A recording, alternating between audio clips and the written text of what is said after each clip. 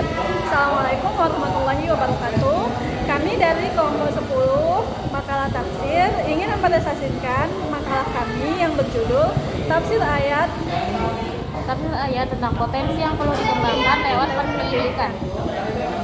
Saya Anjifat Sulaiman sebagai moderator dan adik-adik Siti Hajijah sebagai pemateri pertama yang akan membacakan materi kami.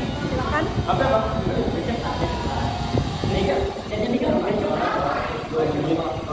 Potensi yang dikembangkan melalui pendidikan menurut Quran Surah Al-Baqarah ayat 30 sampai 39.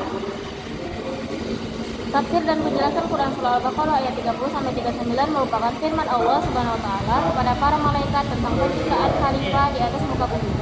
Surah Al-Baqarah ayat 31 sampai 33 menjelaskan tentang pengajaran Allah Subhanahu wa taala kepada Nabi Adam alaihissalam mengenai segala sesuatu. Ayat 34 menjelaskan tentang sujudnya para malaikat kepada Nabi Adam alaihissalam. Ayat 35 sampai 36 menjelaskan tentang Nabi Adam beserta istrinya bertempat tinggal di surga. Ayat 37 menjelaskan tentang pengampunan Allah Subhanahu wa taala terhadap dosa Nabi Adam. Surah Al-Baqarah ayat 38 sampai 39 menjelaskan tentang diturunkannya Adam dan istrinya juga iblis dari surga. B. Potensi yang perlu dikembangkan melalui pendidikan menurut Quran Surah Al-Isra ayat 70 yang berbunyi walaqad karramna bani adama wa hamalnahum fil barri wal bahri wa razaqnahum minal thayyibati wa faddalnahum ala katsirin mimman khalaqna tabdila, yang artinya dan sungguh kami telah memuliakan anak cucu Adam dan kami angkat mereka di darat dan di laut, dan kami beri mereka rezeki dari yang baik-baik, dan kami lebihkan mereka di atas banyak makhluk yang kami ciptakan dengan kelebihan yang sempurna.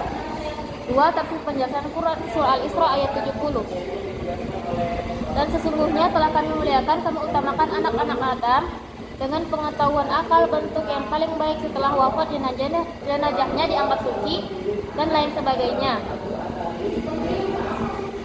Ayat ini mengandung beberapa keistimewaan yang telah dianugerahkan Allah kepada manusia. Allah lebih memudahkan, maka setidaknya kemuliaan itu bisa terbagi dalam 4 hal.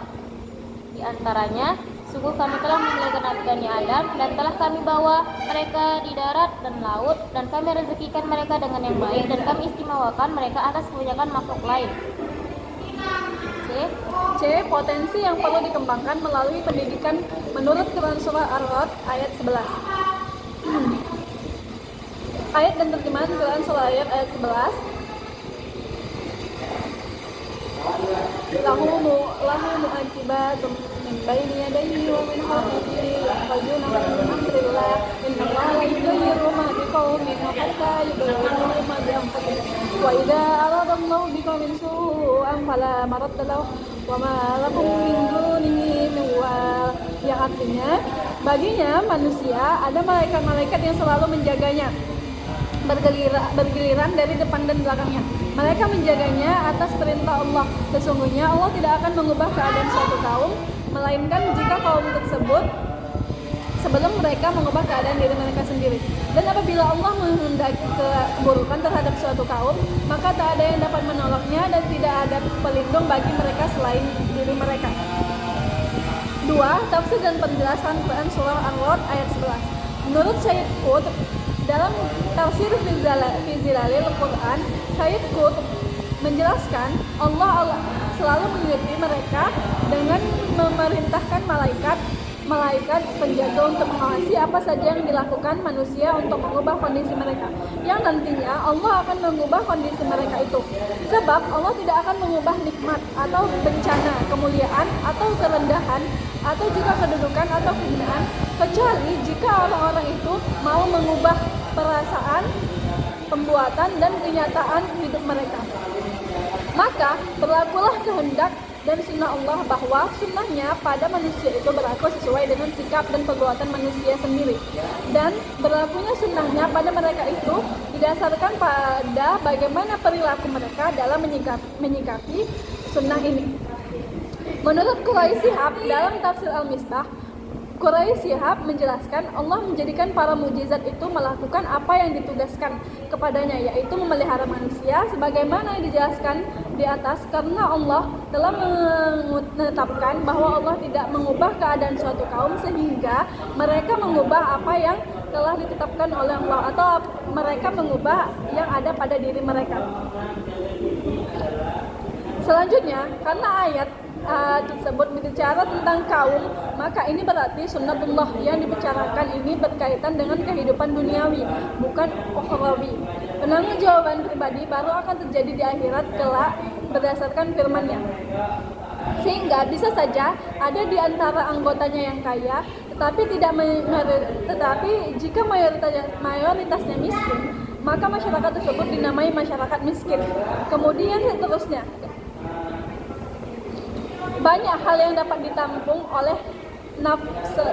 Namun dalam konteks perubahan pada nafsu, penulis menggarisbawahi 3 hal pokok. Pertama, nilai-nilai positif maupun negatif. Paling tidak nafsu mengandung hawa nafsu yang mendorong manusia kepada kebiasaan. Nilai-nilai yang mampu mengubah masyarakat harus sedemikian jelas dan mantap. Apabila suatu masyarakat masih mempertahankan nilai-nilainya, maka perubahan sistem apalagi sekadar perubahan penguasa tidak akan menghasilkan perubahan masyarakat. Di sisi lain, semakin luhur dan tinggi suatu nilai, semakin luhur dan tinggi pula lah yang dapat dicapai. Sebaliknya, semakin terbatas, semakin terbatas pula pencapaian.